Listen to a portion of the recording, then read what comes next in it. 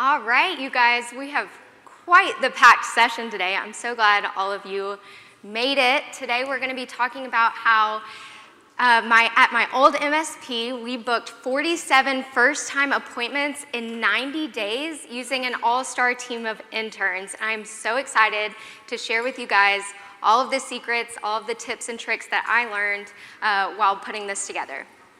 So with this word interns, you guys might be thinking, I don't really want to hire a baby, a kid, a child to work in my company. Or you might be thinking, okay, these college students, they go out and they drink and they party and then they sleep during the day. There's no way that I'm going to hire one of them to work in my company. But I'm telling you that there are students out there very close to you at a college nearby that are looking for experience. They are looking for exactly what your business has to offer them, and they can do the work that you don't want to do, don't have the time to do, or you just can't do it on your own. So today what we're going to cover is how we did all of this in just 3 months. How we booked 47 first-time appointments, how we added 797 new leads, and how we scaled our marketing by 700%. So you might be asking yourself, who am I? So for those of you who don't know me, I'm MC Tracy, and I am currently a marketing manager at TMT. I was previously the marketing manager for Responsive Technology Partners with Tom Glover over there. I'm glad he was able to make it to the session. And while I was there, 2 years ago, I won Marketing Manager of the Year here at Boot Camp. And then I also won a Golden Cone from a presentation on this exact intern idea in 2021, I believe it was. So during my time at Responsive Technology Partners, I hired and trained around 15 interns, you guys. So I've been around the block a little bit with this whole thing. And I even started as an intern, which is gonna be where I start today. So all of this started with Tom. Tom and I met through a public speaking competition that we had at my college. I was a sophomore and I was forced to do this public speaking competition. It was not by my own will. And he was one of my judges. He reached out to me on LinkedIn and asked me if I'd ever thought about having an internship in marketing, and I hadn't. As a sophomore, I wasn't really looking for a job at all, and it just wasn't really on my radar. But I went in and I had an interview and we talked about the toolkit and we talked about the different materials that he had for marketing, and I was interested. And so I accepted and became an intern, and then later on grew into a marketing coordinator and added more responsibility and more time on the calendar, and then finally became a marketing manager full-time with them after I graduated. But you guys, this wasn't about inventing the wheel. So Tom had already done this. He had worked in, or he had gotten the tech department to have help desk interns. He was connected with the college as on the technology board at the college, and would hire interns to be help desk. They'd answer the phones and then move it along to a tiered technician. And he even, had me on as a marketing intern as well. The idea here is to scale it and to grow and to use it to grow your marketing, okay? So it's not about inventing the wheel, and it's nothing that you guys can't do yourselves. So you might be thinking right now, does this intern thing really work? So I want to talk to you a little bit about the different things that Robin asks you to do in your company. So what you currently have to do is you have to do your QBRs, your quarterly business reviews, to send a 9-word email and ask your unconverted leads if they're still interested in IT support. You've got to, go out, make these emails, do all of these things, and then also on top of that, you should do direct mail. So once you have all of these different marketing strategies and plans in place, all of this low-hanging fruit, to really scale your company, you should be sending out direct mailers, right? So you're gonna have to build the list, you're gonna have to scrub the list, you're gonna have to send the mailers, and what you're gonna get from those mailers is a 1% to 2% response rate. So it's a lot of work for a little return, but then at the end you see the huge return, right? Because you get a new client, on managed services, and you're able to have that recurring revenue. So without hiring extra hands, all of that is on you, right? So not only do you have to do the QBRs and the 9-word email and all of these other things, heck, just running your business, going out and doing the technology that has to happen, you also have all the extra work. You might not get these mailers out on time. You might skip weeks, you might skip 2 weeks, you might skip 2 months. And then by that time, you're falling so far behind on your marketing that you're not getting any new leads in day after day after day. You might spend hours cleaning and segmenting your list, something that is so time-consuming, but has to be done to have a good return and also to not waste your money on spending direct mailers out that get bounced back to you. You might not be able to grow your list. You don't have the time. And you might be missing making those crucial follow-up calls. So the reason you're sending out these direct mailers in the first place is so that you can develop a personal conversation and relationship with the decision maker at the company that you're looking for. So if you're not able to get in contact with that decision maker, you're kind of spinning your wheels for nothing. But interns, they're gonna do it all. They will lick, stamp, fold, mail, handwrite, anything, and they're gonna be able to do all of those things so that you can run your business. Or if you have a marketing manager, a marketing coordinator, or a marketing admin, so your marketing manager is able to focus on other things other than just folding mailers and sending them out. So let's dive in. These direct mail campaigns, this might look familiar to you. So we sent out the aspirin campaign, and then we also sent out the Band-Aid campaign.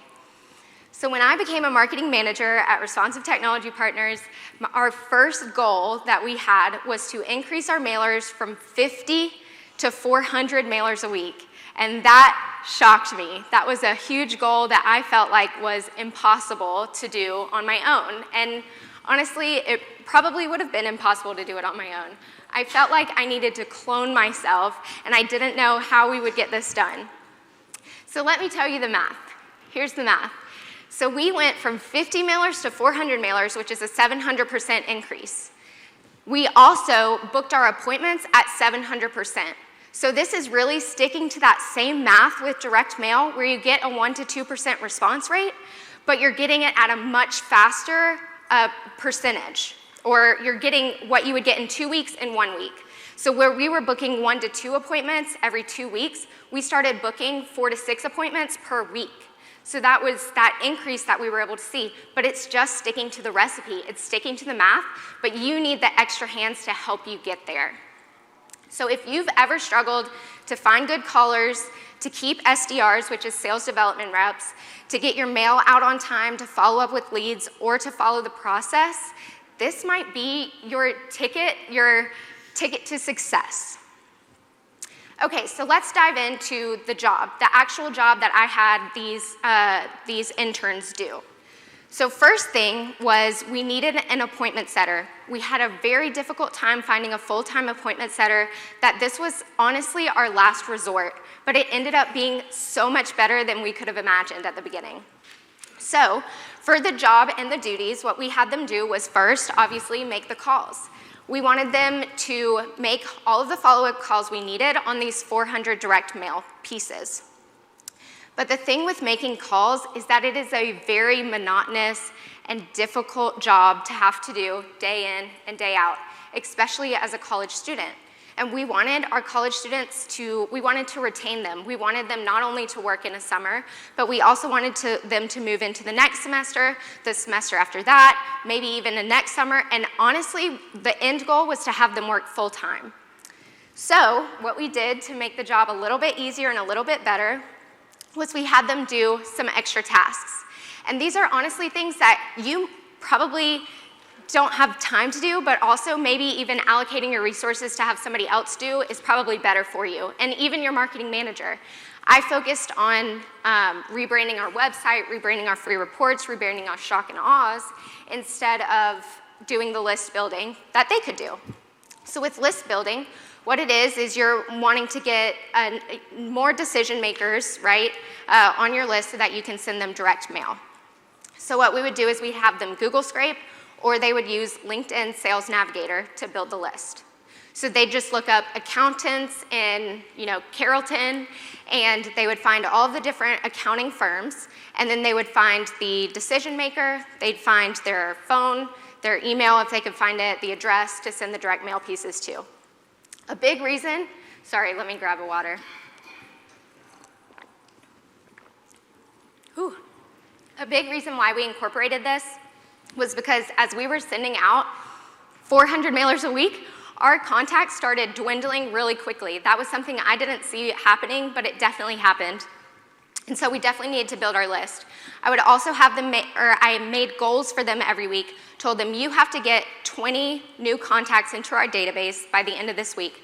Doesn't matter if you do 5 on one day, 3 on another, I don't care, but you just need to have 20 in the database. That was based on the backwards math I did, that I knew we had to get new contacts into the database. You can also have them do list cleaning. So they go in, they go to a website, and they find new email addresses or anything like that to clean the list. Also, as they're calling through people, they know this person doesn't work there anymore, this person is not the right person to talk to, and so they can kind of clean as they go. The third and favorite thing of the interns was to prep mailers. So they would all schedule their time around the day to prep mailers together.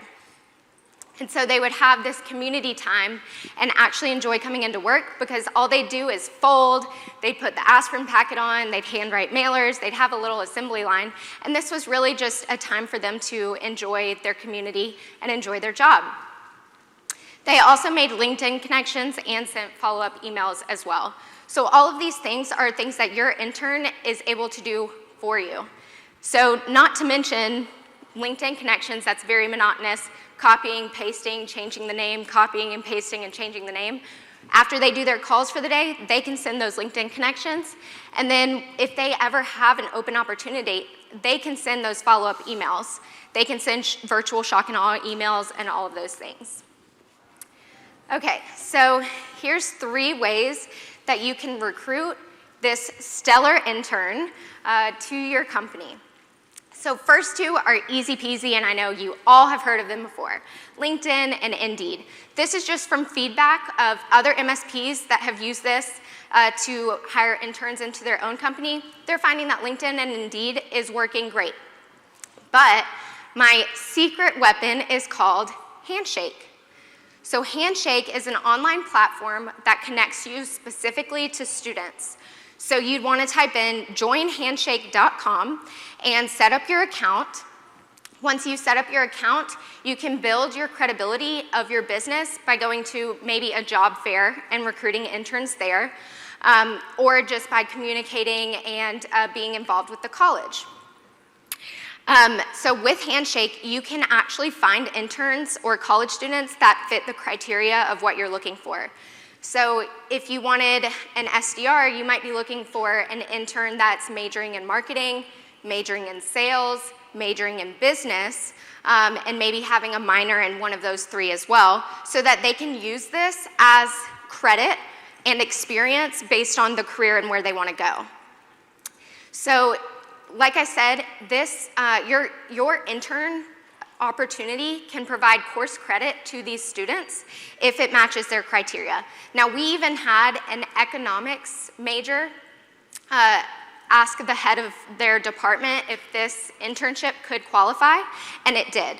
So there's a lot of opportunity here for interns as well to get this college credit. Just has to be around 15 hours a week that they come in.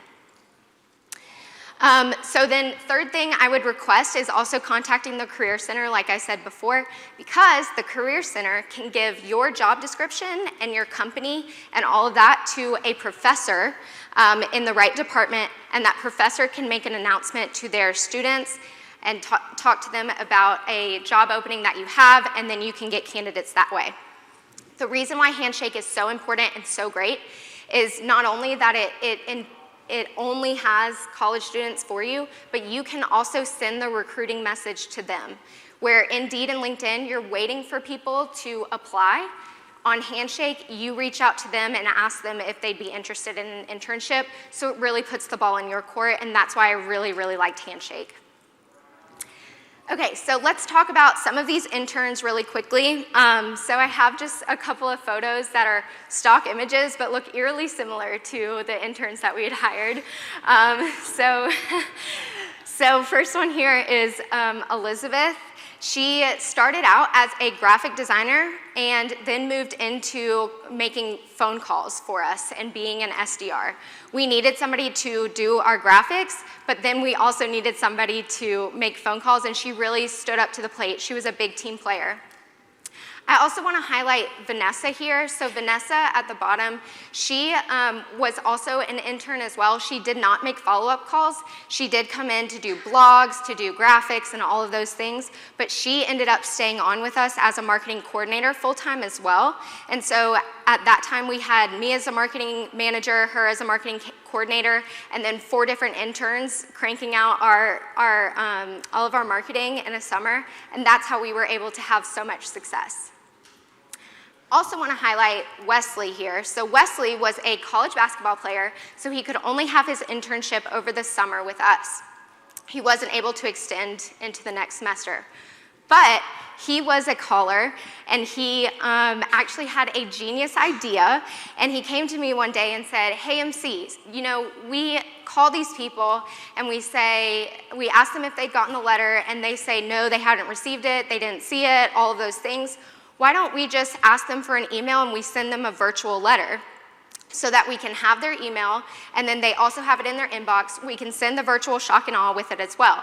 And that was a game changer for us. In those 3 months over that summer, we gained 797 new emails, which are opted-in new leads that we can send our e-newsletter to, that we can send follow-up emails to, that we can send a NIDWARN email to, and ask them if they're still interested in IT support. So that was a huge idea that I would have never come up with, and we would have never been able to implement if he and his brain hadn't have been there. It's good to have extra hands and people in your marketing to have those good ideas. Now, I do want to say the #1 rule of all of this is make sure they're not afraid to get on the phone. They really can't be afraid to get on the phone, and they really need to be 100% on board with getting on the phone. So there have been people in the past that have tried this, and their intern maybe hid in the bathroom and didn't want to make phone calls or anything along those lines. And there are students out there that are completely fine with making phone calls. You just need to be transparent and say, hey, a majority of this job is making phone calls, and I want to make sure you're comfortable with that. You'll have interns and students that are looking to be in sales later on, and this is their ticket to an entry-level sales position where they can get experience before going out into the real world, and so they can already be ahead of their competition as well. So that's kind of how we did all of it over the summer. And if you want a secret weapon, tomorrow I'm going to be talking to you guys about how to train an intern as well. That's tomorrow at 8 a.m. So you guys can't party too hard tonight. Just don't do it. I want you guys to be there with me. It's in the same room tomorrow morning at 8 a.m. I know we only have a short period of time today to kind of go through this, and I want to make sure that I can also answer any questions that you guys may have as well. Second thing I want to talk about is a program that can get this really started for you quick and easy, and it is called the How to Hire an Intern program. So if you are at all interested in hiring interns, this might be the best ticket for you. So what it includes is 3 60-minute sessions where you'll get a step-by-step walkthrough on Handshake with screen share, so that platform that I talked to you about. Top recruiting messages that will get you applications. And I've had over 50 MSPs use this, and they've all gotten applications from these messages as well. So it's a great recruiting message for you. The elements of the exact student profile you should look for, so majors, minors, any leadership opportunities, interview questions that work every single time, a step-by-step onboarding process, and training documents as well. And there is also a Q&A. So all of this you can get for just a one-time fee of $297.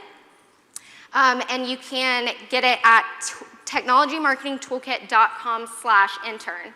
So if you go to that site, you will also see that there is how to train an intern. It is a brand new program that I am coming out with currently, and I am going to walk through how you can train your intern. Honestly, I'm gonna train interns for you because I know that that's one of the biggest problems that business owners have right now is hiring an intern and not being able to have the time set aside to train them.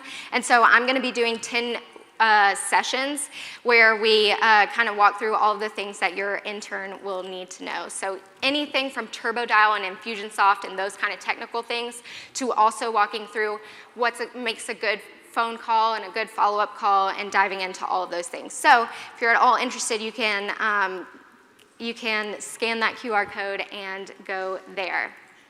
Now I do have someone in the audience today, Sue. I just talked to her recently, and she's hired an intern, so I wanted to kind of ask her to speak on it just because she's had success in it as well. We don't even have a microphone, Sue, so thank you. Oh, we do have a microphone. There we go. Thank you.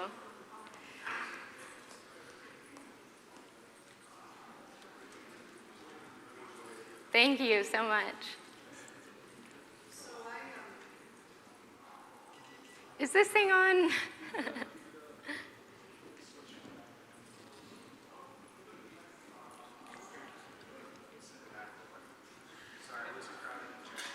That's okay.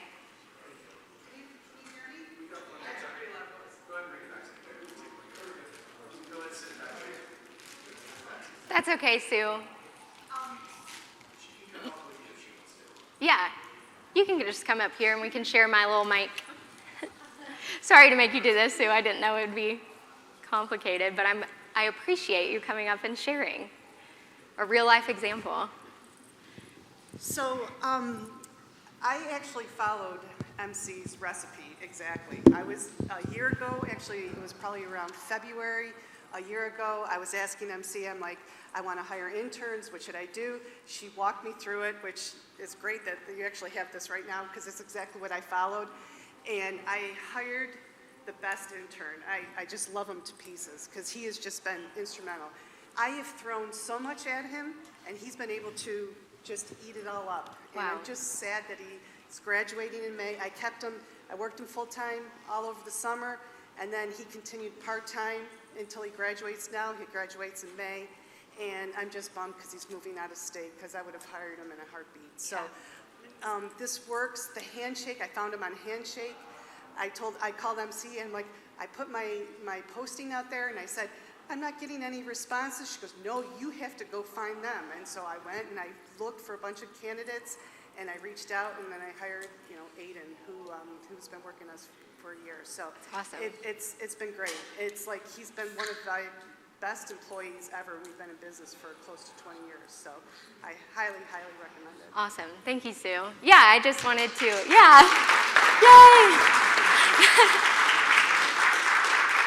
Yeah, so it definitely does work, and it's one of those things where it's just a really good opportunity for you because it can alleviate all those things that you have to do over and over. Thank you, Sue, for speaking.